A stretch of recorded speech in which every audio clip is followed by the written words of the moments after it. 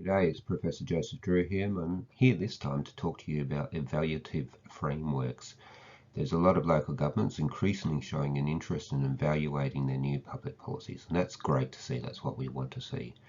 There's a lot of state governments that ought to be robustly evaluating their public policies, particularly their policies with respect to local government, which have on the whole been disasters. So this video introduces you to the concepts and theories that you need to do a thorough, comprehensive, reliable evaluation. So I guess the first question is, why would we do an evaluation in the first place? Well, there's three big reasons. There's more than these three reasons, but these are the biggest reasons. First of all, for accountability. Now we're taking taxpayers' money. We've got a moral responsibility to be accountable to those taxpayers for how we've managed and spent their money. It's as simple as that. The second big reason is to learn. We need to start learning and doing better. And that's the objective of learning, is to learn from our mistakes, work out how we can do it better next time. And what's really interesting, particularly with the state level interventions into local government, there's never a robust review. There's sometimes a little bit of dodgy grey literature where they do a couple of case studies and say it all worked out peaches and cream, but we never have a reliable, robust, independent review. And that's why we keep making the same mistakes in Australia over and over and over again. Of course, we also have the problems of all these self-professed experts I keep talking about. But if we were to start to evaluate public policies, everyone could hope to get better outcomes, which would be a great thing.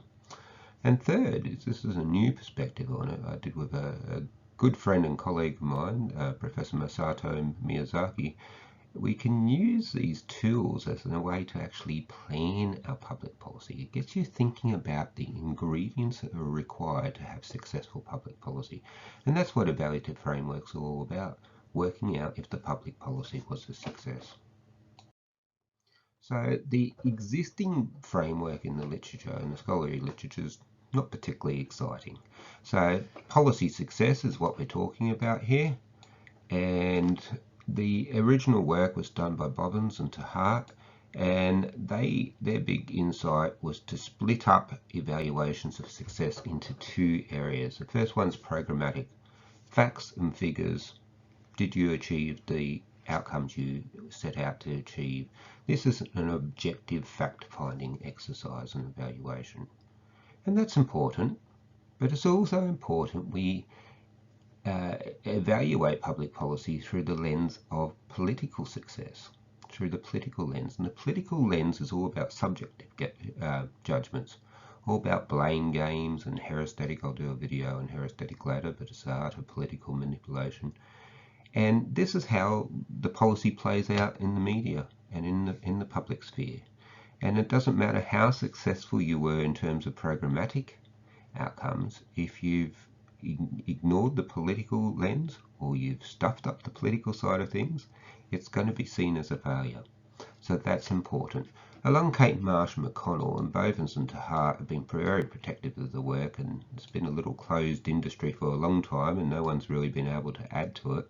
But eventually someone did sneak through, Marsh and McConnell, and they added a process lens. And their argument was that process lens talks about how we get from the idea to the finished product. And that's what public servants do. They get given an idea by their political masters and they've actually got to implement it. Now, some people would suggest, and Bobbins and Hart suggested, that process was an overlap of it can be encompassed by the programmatic and political lens, but I don't agree. I think the process lens is very important. For those of you who know Mark Moore's work on public value, he talks about the legitimacy as part of the strategic triangle, and I see process there as tapping into those legitimacy. Do we have the resources? Did we deploy the resources in the right way? Those sorts of issues, and I think they're worthwhile concentrating on. So I don't believe the existing framework is sufficient. It's missing at least two very important things. The first thing is a moral lens.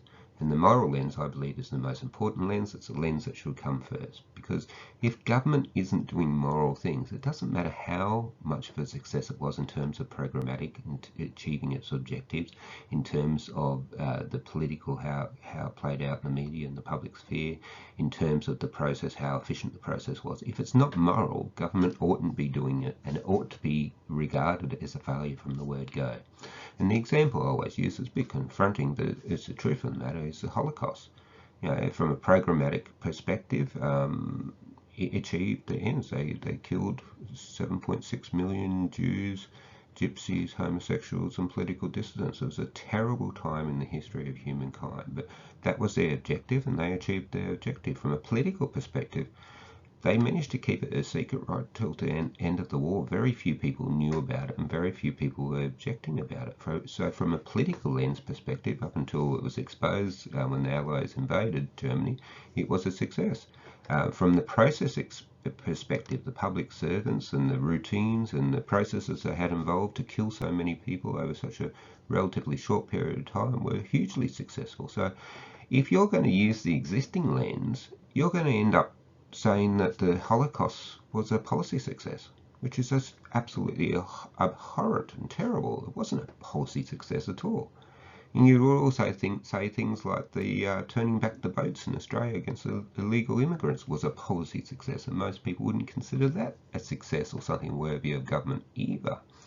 So we must have a moral lens. If we don't have a moral lens, if we don't think about whether it's actually a good thing or an evil thing, we're going to end up celebrating things as successes when in fact they're anything but a success.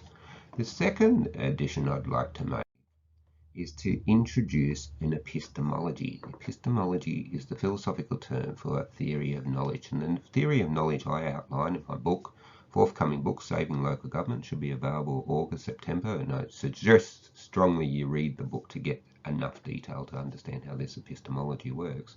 The epistemology I've decided to use is the epistemology of Aristotle. It looks at material, form, the efficient force, and the final cause. Now, we'll go through these briefly, but as I said, you really need to read the work to understand why it's important. Now, epistemology is important. We all have theories of knowledge we use all the time, and we use them because it allows us to collect all of the facts, not ignore and neglect things, and order them in a clear, logical way so we can then draw clear deductions and conclusions from them. It's incredibly important. Without an epistemology, we're going to neglect things, we're not going to categorize things correctly, and we're not going to organize our ideas to come up with a predictable conclusion from the data that's in front of us. So in terms of material, what is the thing made out of? When we're talking about local government, what is the local government made out of? Who are the people that constitute it? Who are the businesses that constitute it? We must always remember local government's not about institution, it's about people. Every time we forget about the people, we end up with disasters, and unfortunately we tend to forget about people far too often. The form is the shape of the business. So local government, what businesses does it run? Water, sewer? Does it run the sale yards? Does it run an aerodrome? How is it organised? How is the organisational structure organised? Do we have 4 directors, 3 directors, a GM, a deputy GM? How is the mayoral structure organised? How is the councillors elected? Ward structures, directly elected mayors, or mayors at large? There's lots of different forms which can influence the success of a local government. I'll be talking about a lot of those things, ward structures and direct elected mayors, in future videos. We then have the efficient force. That's how we move from our current state, or the force, the driving power to get from our current state to our final end. Now, please don't confuse that with process. This is a completely different thing we're looking at entirely. And once again, really to explain it in full detail, you've got to look at the book. And I'm not just trying to plug my book, I'm just explaining that I can't discuss in 10 minutes something that, you know, I've presented lectures overseas for universities overseas that have taken 2 hours to present these ideas. So please look at the book for more detail on that. And the final cause, the whole reason for doing the thing in the first place. What is your reason for having done this public policy? Okay, so if you stick all those ideas together, you get something that looks like this. No longer do we have just 3 lenses, but we have 4 lenses. And you'll notice that my lens at the very top is my principal lens, that's the moral lens. It's bigger, and my argument is you need to assess it first. If it's not moral, the whole thing's a failure. Now, there's lots of different moral paradigms to use. I'm a natural law philosopher as well as an economist, and of course I would suggest that you'd use natural law philosophy. And I will be doing some videos later on natural law philosophy, the principle of subsidiarity, the principle of double effect, because those sorts of ideas are really, really helpful for the governance of local government. But irrespective of what ethical paradigm you use, it's important that we do a moral evaluation. We then would do a programmatic evaluation, standard programmatic evaluation, political evaluation, and process evaluation. But for each evaluation, you would be using the epistemology of Aristotle. So you would be considering how the material and the form influenced the outcomes. You would be considering how we were trying to get from one outcome to another, and we'd be considering what was our final end. So, for instance, for the political lens here, the material are the councillors with their particular skills and qualities. The form is the way the council is organised. Is a directly elected mayor? Do we have councillors from particular wards? Do we have councillors from particular political parties? Because all those things will influence the success of a particular program. The efficient force is things like, how do we actually get there? Did we require a vote? Did we require a planning?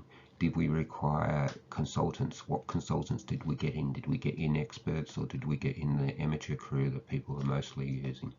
And the final ends, what was the end? Was the end to increase our political popularity, to help people to flourish, to provide for a need for our community?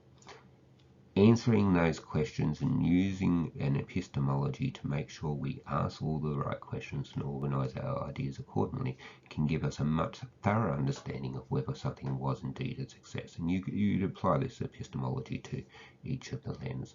I hope that has been helpful for you. I know evaluative frameworks is a big area and a lot of local government.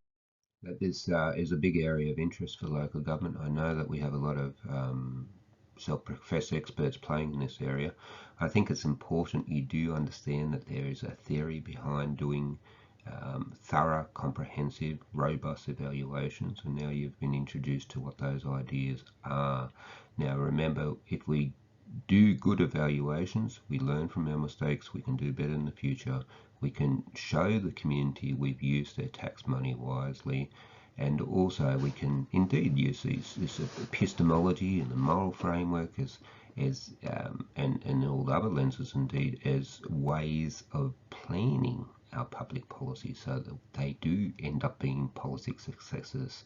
So it is a powerful instrument, and I encourage you to read more about it in Saving Local Government, available August or September, or reach out to me if you want me to come and speak with your council directly. Thank you.